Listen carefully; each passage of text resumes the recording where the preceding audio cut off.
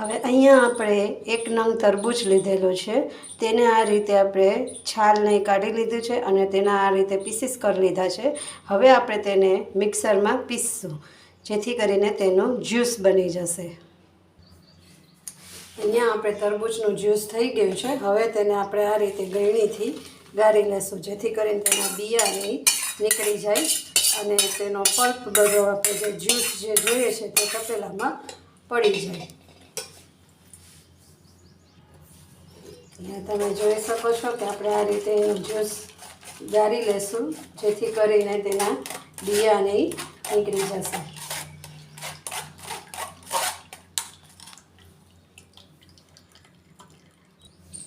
આ રીતે તમે જોઈ શકો છો કે તેના આ રીતે બિયા રહી ગયા છે અને પલ્પ બધો તપેલામાં પડી ગયો છે. ઓકે ફ્રેન્ડ્સ, હવે તમે અહીંયા જોઈ શકો છો કે આપણે તરબૂચને જ્યુસને આ રીતે એક બાઉલમાં લઈ લઈએ છીએ. જે બાઉલ આપણે હોય એ જ બાઉલ આપણે ખાંડ નાખીશું. અહીંયા આપણું આ એક તપેલી જેટલો એટલે કે એક બાઉલ જેટલો જ્યુસ થયું છે. તો હવે આપણે તે જ્યુસને અહીંયા આપણે થાળીમાં નાખી દઈશું.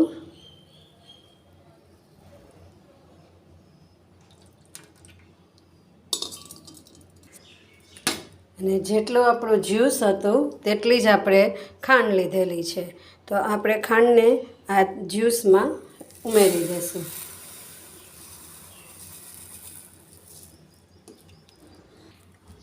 હવે આપણે ખાંડને આ રીતે આ તરબૂચના જ્યુસમાં હલાવી નાખશું, મિક્સ કરી દઈશું, જેથી કરીને આપણી ખાંડ ઓગળવા માંડે. અને આને આ રીતે થાળીમાં ખાંડ રાખીને આપણે 4 થી 5 દિવસ સુધી રાખવાનું છે.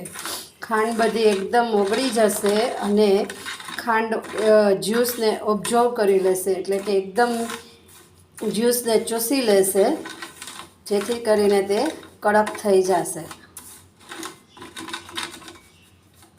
અત્યારે આપણે આને તડકે કેમ નથી મૂકવાનું, ઘરમાં જ આપણે છાયામાં તેને રાખવાનું છે. અને 4 થી 5 દિવસ આવી રીતે થાળીમાં જ્યુસ રાખીશું, જેથી કરીને આપણી ખાંડ બધું જ્યુસને ઓબ્ઝર્વ કરી લેશે. ઓકે ફ્રેન્ડ્સ, તો તમે જોઈ શકો છો કે આપણા તરબૂચનો નેચરલ એવો કલર છે. અને આ રીતે થાળીમાં આપણે ખાંડ અને જ્યુસ બંને મિક્સ કરી દીધા છે. હવે આપણે તેને 4 થી 5 દિવસ રાખી દઈશું. ઓકે ફ્રેન્ડ્સ, હવે અહીંયા 1 દિવસ થયો છે, આપણે બધું હલાવી લીધું છે. હવે આપણે તેમાં અડધા લીંબુનો રસ નાખીએ છીએ. લીંબુનો રસથી જે પ્રિઝર્વેટિવનું કામ કરે છે અને થોડીક ખટાશ પણ આવી જશે, એટલે ખટમીઠો પ્રીમિક્સર થઈ જશે. એટલે આપણે લાંબો સમય ટકાવવા માટે આપણે અહીંયા લીંબુનો ઉપયોગ કરવો પડે છે, જેથી કરીને મેં અહીંયા અડધું લીંબુ નીચોયું છે. ઓકે ફ્રેન્ડ્સ, અહીંયા તમે જોઈ શકો છો આપણું તરબૂચનું જ્યુસને આપણે જે થાળીમાં લીધેલું હતું તેનો આજે બીજો દિવસ થયો છે. તમે જુઓ કે આ રીતે ખાંડ બધું રસને એબ્ઝોર્બ કરી લીધેલ છે. તમે જોઈ શકો છો કે આ રીતે સુકાઈ ગયું છે ખાંડ.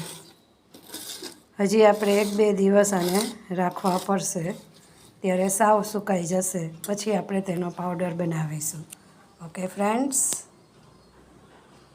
હેલો ફ્રેન્ડ્સ, અહીંયા આપણે 3 દિવસ થઈ ગયા છે. આપણે તરબૂચના જ્યુસને આ રીતે થાળીમાં પાથરેલું હતું, તો 3 દિવસ થયા છે. હજી થોડુંક ઢીલું છે, એટલે આ રીતે હું રાખું છું. અને હજી 1 દિવસ કે 2 દિવસ આપણે રાખશું, પછી સુકાઈ જાય ત્યારે આપણે તેનો પાવડર બનાવીશું. ઓકે ફ્રેન્ડ્સ, હેલો ગાઈઝ, તમે જોઈ શકો છો કે આપણે તરબૂચના જે જ્યુસને આપણે જે થાળીમાં પલાળ્યું હતું તે અહીંયા એના 3જો દિવસ થઈ ગયો. હવે આ રીતે ખાંડ જેવું થઈ ગયું છે, એકદમ કોરું. તો હવે આપણે તેને મિક્સરમાં ફાઇન પાવડર બનાવી દઈશું ઝીણો. તો આ રીતે તરબૂચનો આપણે પાવડર થઈ ગયો છે. જે બજારમાં ટેંગ પાવડર મળે છે, તો તે રીતે આ ટેંગ પાવડર જ આપણો બની ગયો છે. જે તમે બજારમાંથી બહુ જ મોંઘા એવા ભાવમાં તમે બહારથી પાવડર લ્યો છો, પણ આ રીતે જો તમે ઘરે બનાવો તો તમને બહુ જ ઓછી કિંમતમાં તમારે આ પાવડર થઈ શકે. ઓકે ફ્રેન્ડ્સ, અહીંયા આપણે ગ્લાસમાં 1 ચમચા જેવો પાવડર લઈએ છીએ અને હવે આપણે પછી તેમાં પાણી નાખીશું. તમે પાણી નાખીને કરી શકો, તમે સોડા નાખીને પણ કરી શકો.